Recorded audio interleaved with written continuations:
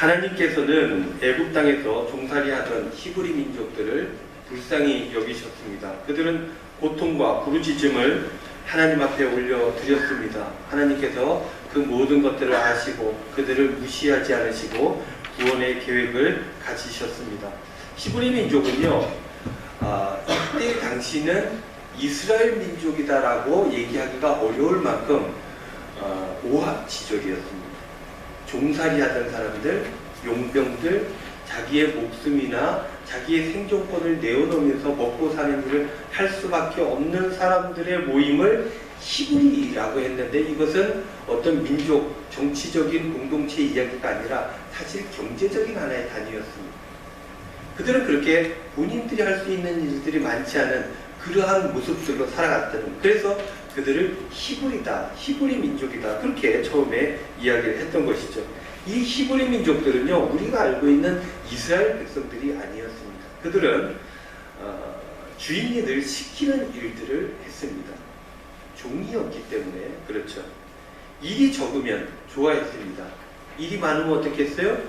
불평했습니다. 후에는 일이 적어도 불평하고 불만 가지고 살아갔습니다. 그들이 불평하는 인생을 살 수밖에 없었던 것은 그들 스스로 생각하고 선택하고 책임지는 일이 없었기 때문입니다.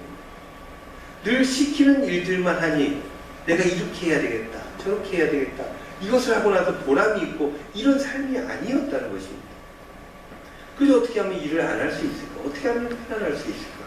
그 정도의 생각을 했기 때문에 그들은 늘 자신의 삶에 대해서, 그리고 주위 사람들에 대해서 불평, 불만을 늘어놓을 수밖에 없었던 것입니다. 그러니 그들에게는요, 내일의 꿈이 없었습니다. 그저 하루하루 살아갈 뿐이었습니다. 그들은 그렇게 살았을 뿐인데 또 어떻게 이 사람들이 점점 늘어났던 것입니다.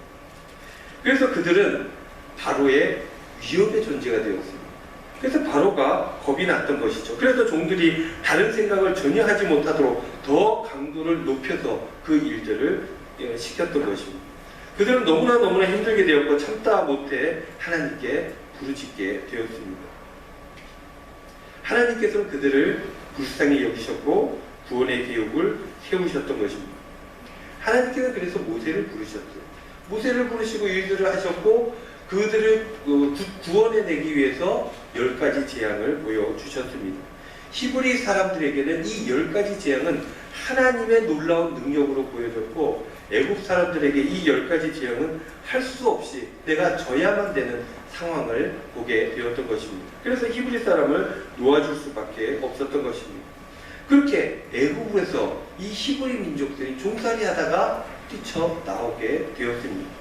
그들은 광야에서 많은 시간들을 보내게 되었습니다. 고생을 많이 했겠죠?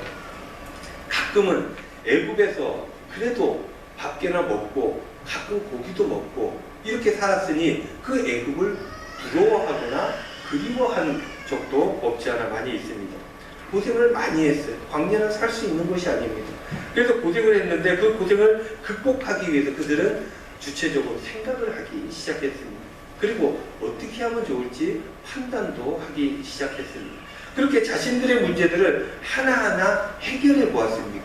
해결해 보니 해결이 되어지는 부분도 있었고 본인이 감당하기 어려운 부분도 있었습니다. 어쨌든 삶을 자기 스스로 뭔가 해보기 시작했다는 것입니다. 무엇보다도 그들은 하나님 앞에 예배하는 사람으로 온전히 서게 되었습니다. 모세가 바로에게 이 히브리 민족들, 종살이하는 사람들을 데리고 나가겠다 할 때 데리고 나가는 이유가 무엇이냐면 저 광야 산에 가서 하나님께 우리가 예배를 드려야 되겠다. 예배를 드리고 그렇게 하나님 앞에 서야 되겠다라고 이야기를 합니다. 예배가 목적이었던 거예요. 어쨌든 그들은 하나님 앞에 예배를 드리는 존재가 되었다는 것입니다. 진리이신 하나님 앞에 한 실존으로서 설 수 있게 되었던 것입니다. 그저 종살이로 주인이 어떤 얘기를 하나, 어떤 일을 시키나 주인만 바라보던 사람이 한 천지를 창조하신 하나님 앞에 한 실존으로 당당하게 설 수 있는 기회를 이 광야에서 그들은 얻었다는 것입니다. 그들은 그러면서 하나님의 능력을 알게 되었습니다. 자신이 하나님 사랑을 받는 존재이구나, 굉장히 가치 있는 사람이구나 라는 것도 알게 되었습니다. 늘 시키는 일만 마지못해 했는데 이제는 하나님의 뜻을 알게 되니, 그분이 나를 얼마나 사랑하고 그분이 나에게 어떤 능력을 주셨는지 알게 되니 주체적인 삶을 살아가게 되었던 것입니다. 그렇게 하나님의 뜻을 내가 일구는 삶을 살아가기 시작했습니다. 그렇게 40년이 흘러갔습니다. 그들은 이제 하나님께서 그 처음에 약속하여 주셨던 그 땅, 약속의 땅, 가나안 땅으로 들어갈 만큼 준비가 되었던 것입니다. 예전에는 오합지졸이었죠. 불평불만만 하는 그런 사람이었는데 이제는 군대처럼 움직이기 시작했어요. 군대 하면은 상명하복 아닙니까? 명령이 있으면 쫙 움직이는 것. 그것처럼 이스라엘 백성들은 예전에 히브리 민족의 모습이 아니라 이제는 한 군대가 되어서 모세를 통해서, 여호수아를 통해서 나타나는 명이 하나님의 명으로 받게 되었고, 그 명령을 따라 모두가 하나가 되어 움직이기 시작했다는 것입니다. 하나님께서는 준비된 그들에게 이 가나안 땅, 약속의 땅을 허락해 주셨던 것입니다. 오늘 본문을 보면요, 이스라엘 백성들이 이제 막 가나안 땅으로 들어가려고 하는 그 장면을 기술하고 있습니다. 요단강을 건너기만 하면 그 꿈에 그리던 가나안 땅, 약속의 땅으로 이제 이스라엘 백성들이 들어갈 수 있게 된 것입니다. 이스라엘 백성들은요, 이 약속의 땅을 바라보고 이제 요단으로 들어왔으니 요단강 앞에 섰습니다. 거기서 3일을 보내게 됩니다. 마음의 준비를 하고 건너갈 준비를 했던 것입니다. 그리고는 드디어 건너가게 되었는데, 여호수아는 이스라엘 백성들에게 이 건너는 방법을 알려주게 되죠. 어떻게 알려줍니까? 제사장이 언약궤, 그 안에 하나님 말씀이 있고 그 하나님을 상징하는 물건들이 있지 않습니까? 그 언약궤를 메고 먼저 물을 건너가면, 그러면 이스라엘 백성들이 그 뒤에서 따라가는 게 요단을 건너는 방법이었습니다. 그런데요, 참 쉽죠? 거리가 좀 있었습니다. 제사장이 언약궤를 메고 가면 2000규빗 뒤에 이스라엘 백성들이 따라가야 되는 거예요. 이건 오늘 본문 말씀 이쪽 부분에 보면 다 나오는 이야기입니다. 근데 2000규빗이 얼마냐면 지금으로 계산해 보면 한 1km 정도 돼요. 그러니까 저 앞에 1km 앞에 제사장이 가는 걸 이스라엘 백성들이 보는 거예요. 그리고 제사장이 쫙 들어가면 따라서 건너가는 게 이 건너는 방법이었던 것입니다. 건너는 당일 여호수아가 가르쳐 준 대로 제사장들이 언약궤 하나님의 말씀을 내고 앞장을 섰습니다. 그런데요, 이 부분에서 여호수아서는 이런 부분들을 묘사를 합니다. 그 건널 시기가 곡식을 거두는 시기다, 이렇게 기록을 하고 있어요. 15절 말씀인데요, 제가 한번 읽어봅니다. 요단이 곡식 거두는 시기에는 항상 언덕에 넘치더라. 궤를 맨 자들이 요단에 이르며 궤를 맨 제사장들의 발이 물가에 잠기자라는 말씀이 있습니다. 요단이 곡식 거두는 시기에는 항상 언덕에 넘치더라. 이 표현은요, 이제 요단강을 건너가는 게 얼마나 이게 드라마틱한 장면 아닙니까? 이 긴장감을 고조시키는 그런 효과들을 가져왔다는 거예요. 요단강을 건너야 돼요. 근데 그 시기가 언제예요? 곡식을 거두는 시기다. 봄 추수기라는 겁니다. 봄 추수기에는 저 위에 얼음산에 눈이 녹아서 그 물이 많아지는 시기입니다. 그래서 요단 강가가 봄 추수 때에는 범람했다는 거예요. 그러니까 요단은 평소에는 잘 건널 수 있는 강인데 이 봄 추수 시기에는 건널 수가 없는 강이었다는 거예요. 범람해서 물이 너무 많아요. 그럼에도 불구하고 이스라엘 백성들이 1km 뒤에서 바라보고 있는데 제사장들이 그 범람하는 물로 언약궤를 메고 들어가고 있는 거예요. 이런 시기에도 불구하고 여호수아는 건널 준비를 했고 제사장들을 앞장서었습니다. 백성들은 멀리서 이 장면을 보게 되었던 것입니다. 드디어 여호수아의 명령대로 제사장이 그 범람하는, 건널 수 없는 그 강으로 발을 집어넣게 되었습니다. 건널 수 없는데 건널 것이라도 발을 물가에 집어넣었다는 것입니다. 어떻게 됩니까? 16절 말씀. 곧 위에서부터 흘러내리던 물이 그쳐서 사르단에 가까운 매우 멀리 있는 아담 성읍 변두리에 일어나 한 곳에 쌓이고 아라바의 바다 여매로 향하여 흘러가는 물은 온전히 끊어짐에 백성이 여리고 앞으로 바로 건널세. 표준 세번역이 이렇게 번역하고 있습니다. 위에서부터 흐르던 물이 멈추었다. 물이 막 범람해서 오는데 제사장이 발을 건너겠다고 발을 언약궤를 메고 딱 집어넣자 물이 쫙 막아서면서 저쪽으로 밀려가면서 저 앞에 물이 서게 되었다는 거예요. 그리고 멀리 사르단 근처에 아담 성읍에 뚝이 생겼다는 거예요. 아라바의 바다고 사이로 흘러가는 물줄기가 완전히 끊겼다. 그래서 백성들은 여리고 맞은편으로 건너갈 수 있었다. 물이 멈추었고 뚝이 생기고 땅이 마르게 되었다. 어떻게 할 때? 제사장이 건너겠다고 마음을 먹고 믿음의 발걸음을 딱 내딛었을 때 그때 그 역사가 일어나게 되었던 것입니다. 여러분, 범람하던 물이 멈추었다는 것, 기적입니다. 제사장이 발을 넣을 때 그 기적의 역사가 나타나게 되었다는 것입니다.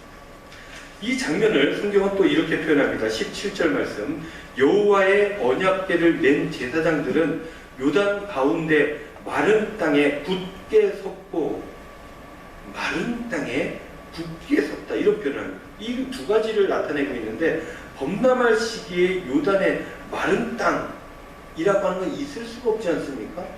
근데 범람하는 시기에 요단 강에 마른 땅이 생겼다는 거예요. 이것은 하나님의 기적을 표현하는 것입니다.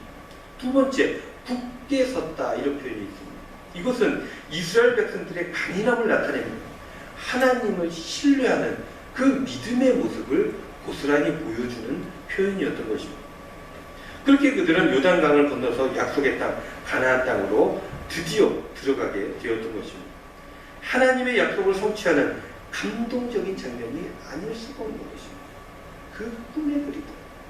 얼마나 많은 일들이 있었습니까? 근데 그 모든 것들을 뒤로 하고 약속의 땅을 밟는 첫 번째 장면이 오늘 본문 말씀에 나오게 되는 것입니다. 그런데요, 여러분, 오늘 본문 말씀은요, 이 강을 오버랩되는 부분들이 분명히 있지 않습니까?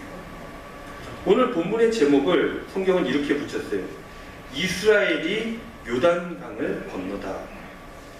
이 비슷한 제목이 또 있습니다. 출애굽기에 있는데요. 이런 제목이 있어요.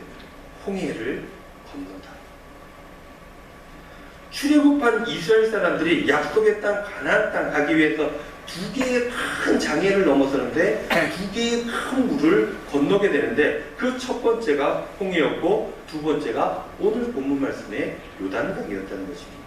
이 큰 물을 건넌다는 공통점이 이 두 사건에 똑같이 있지만, 그래서 우리는 이 사건을 연이어서 생각할 수 있게 되지만 이 두 사건은 내용을 살펴보면 전혀 다른 사건입니다.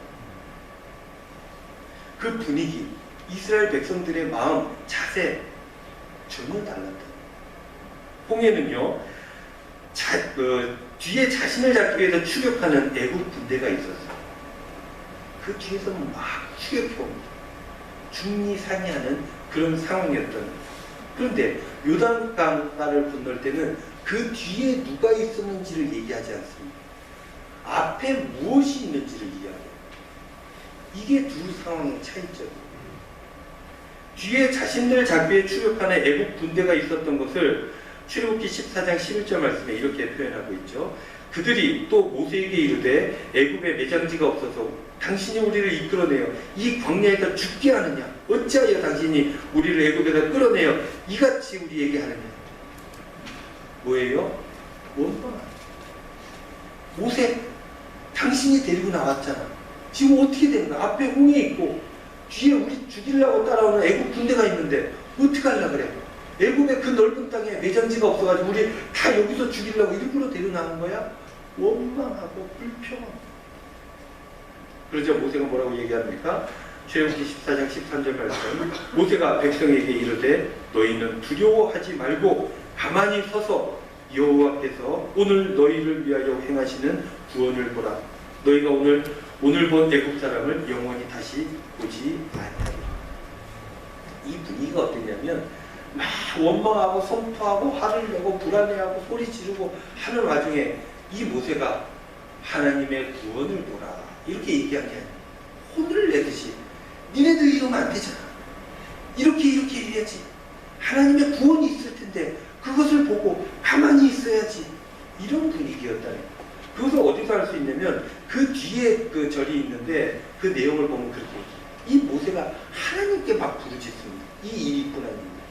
그래서 하나님 뭐라 그러시는 줄 아세요? 왜 나한테 이렇게 부르짖느냐? 모세가 또 혼이 나요. 엉망진창이었던 거죠. 우리는 모세가 지팡이를 촥 내던지고 그래서 홍해가 갈라지고 그것을 걷는 장면만 생각하지만 그 전 장면은 엉망진창이었다는 거예요. 부끄럽기 짝이 없는 그런 장면이었다는 거죠. 끝내 모세가 21절 말씀이에요. 모세가 바다 위로 손을 내밀어 여호와께서 큰 동풍이 밤새도록 바닷물을 물러가게 하시니 물이 갈라져 바다가 마른 땅이 된지라. 이런 일이 언제 있었다고요? 요단강을 건너기 40년 전에 있었던 일이라는 거예요. 그동안 그들이 어떻게 삽니까? 그렇게 부끄러운 모습으로 나와서 하나님 앞에 예배를 드립니다. 예배를 드리면서 본인이 어떤 존재인지 하나님이 어떤 분인지 알게 되는 것이죠. 하나님 말씀을 배웠습니다. 하나님 앞에서 내가 어떻게 살아야 되는지도 배웠고 실천해 보았습니다. 그렇게 훈련을 받은 이스라엘 백성들은 군대처럼 하나로 움직였어요. 이 여호수아 보십시오. 이 요단강을 건너갈 때 불평불만 이야기 하나도 나타나지 않습니다. 40년 이후 똑같이 큰 물을 만났지만 그들은 하나도 소동하지 않았다는 것이죠. 지도자 여호수아와 지시와 제사장들의 인도로 자연스럽게 이 엄청난 기적을 그들은 맛보고 경험하게 되었던 것입니다. 세상은요, 그때 당시 그 세상 여리고 땅을 보면 아는데 이러한 그들을 엄청 두려워했습니다. 여호수아 6장 1절 말씀에 이런 말씀이 있어요. 이스라엘 자손들로 말미암아 여리고는 굳게 닫혔고 출입하는 자가 없더라. 이스라엘 자손들로 말미암아 이들이 싸울 엄두 자체는 못 냈던 거예요. 이 사람들은 우리를 비껴가기를 바랄 뿐이지 이 사람들이 우리가 대적해서 싸우면 우리는 다 죽는다. 이 판단을 했던 겁니다. 40년이 지난 그들은 이렇게 굳건하게 믿음으로 설 수가 있었습니다. 그래서 구약학자들은 이 두 가지 사건을 놓고 이렇게 규정을 합니다. 홍해를 건넌 사건은 기적이 믿음을 일으킨 사건이었고 요단을 건넌 사건은 믿음의 행함이 기적을 불러온 사건이었다. 이렇게 규정을 하고 있어요. 둘이가 전혀 다른 사건입니다. 홍해는 두려움과 불안함이 그 안에 있었다면 요단강은 기대와 희망이 있었습니다. 이게 가장 큰 차이점인데요. 홍해는 물이 갈라져서 히브리 민족들이 들어갔습니다. 그런데 요단강은 요단강에 들어가서 물이 갈라지기 시작했다. 그래서 학자들은 믿음의 실천이 기적을 불러온 사건이 요단의 사건이다 라고 이야기를 하는 것입니다. 사랑하는 성도 여러분, 지난주에 우리는 헌당 예배를 드렸습니다. 은광교회 역사상 가장 큰 일을 우리가 치른 것입니다. 우리는 은광의 역사의 한 페이지를 이렇게 어마어마하게 함께 써내려가고 있는 것입니다. 그런데요, 여러분들 우리가 생각해 봐야 되고 어마어마한 사건인 것은 맞는데 이 크나큰 사건이 여러분들 생각해 보십시오. 우리가 홍해를 건넌 사건입니까? 아니면 요단을 건넌 사건입니까? 홍해를 이제 막 건넌 사람들은 아직까지도 본인이 어떤 존재인지 알지 못해요. 늘 불안합니다. 누가 뭘 해줄까? 다른 이들만을 바라봅니다. 잘 안 되면 어떻게 해요? 남 탓합니다.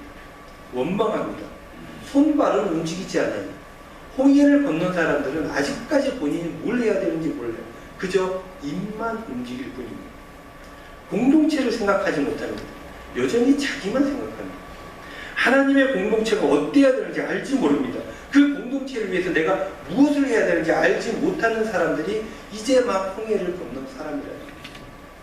그러나 요단을 건넌 사람은 어떻습니까? 그들에게는 하나님의 약속이 있었어요. 그 약속의 땅이 눈에 보입니다. 그 영안이 열려져 있다는 거예요. 그 땅으로 나아가기 위해서 본인이 무엇을 해야 되는지 이들은 알았어요. 그래서 소동하지 않습니다. 아무도 불안해하거나 남들을 원망하지 않습니다. 그저 그 공동체 안에서 본인이 무엇을 해야 되는지 알고 그것을 실천하는 삶을 살았다는 거예요. 그렇게 할 때 그들은 믿음의 땅으로, 약속의 땅으로 들어갈 수 있었던 것입니다. 여러분 어떻습니까? 여러분은 홍해를 건너왔습니까? 아니면 요단강을 건너왔습니까? 여러분들은 어떤 물을 건너온 것입니까?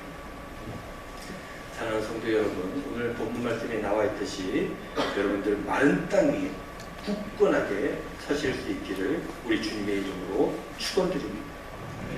하나님의 약속을 믿고 하나님의 소망, 하나님 나라의 소망을 가지고 우리에게 주어진 사명들을 힘껏 여러분들 감당하실 수 있기를 바랍니다. 이스라엘 백성들이 요단을 건넜고 모든 일이 끝난 게 아니었어요. 사실 그때부터가 시작이었습니다. 그때부터 나라가 시작된 것입니다. 여러분 은광교회도요, 지금부터 시작이에요. 이제부터가 정말 여러분들의 사명이 실현되고 열매가 맺히게 되는 그런 때라는 거예요. 어떻게 해야 되겠습니까? 맡은 바 일을 잘 감당해야 됩니다. 그리고 홍해를 건넌 사람들처럼 자기만 생각하고 불평불만해서는 안 되는 거예요. 공동체가 보여지고 그래서 내가 헌신해야 될 일이 무엇인지 찾고 그것을 감당하기 위해서 하나하나 협의하고 합의하고 힘을 합치고 그래서 손을 일구어 가야 되는 그런 때라는 것입니다.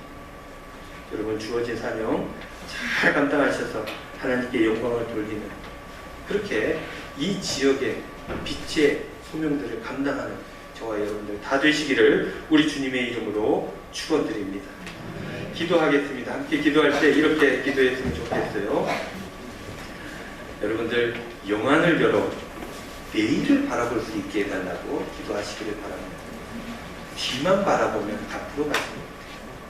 내일을 바라보면 오늘 내가 뭘 해야 될지 알게 되는 것입니다. 하나님 영안을 열어주시고 내일을 바라보게 하여 주시옵소서. 두 번째로 믿음을 가지고 내게 주어진 그 일들 최선을 다해 감당하게 하여 주시옵소서. 이 두 가지 기도의 제목들 가지고 다 함께 통성으로 기도하겠습니다. 은혜로우신 아버지 하나님 고맙습니다. 오늘도 주님 앞에 말씀을 들었습니다. 영안을 열어서 저희들 내일을 바라볼 수 있기를 바랍니다.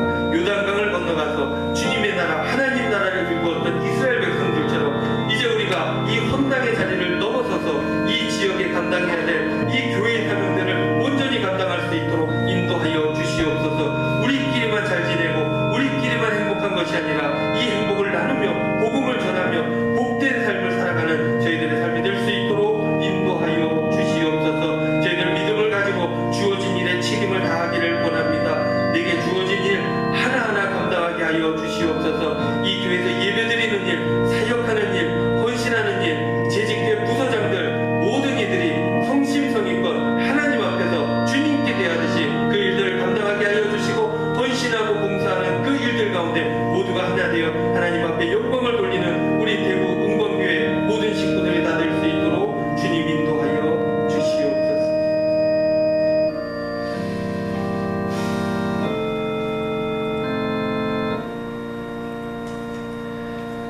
은혜로우신 우리 아버지 하나님 고맙습니다. 놀라운 일들 우리들에게 허락하여 주시고 이 일들 가운데 우리가 함께 할 수 있도록 인도하시니 감사를 드립니다. 이것으로 끝난 게 아니라 이제 시작할 수 있음을 깨달아 알게 하여 주시고 이제 주님 열어주시는 영안으로 내일을 바라보며 장기동을 바라보며 우리에게 주어진 일들 최선을 다해 감당하여 하나님께 영광 돌리는 우리 대구 은광교회 모든 식구들 다 될 수 있도록 축복하여 주시옵소서. 감사드리며 예수님의 이름으로 기도하옵나이다. 아멘.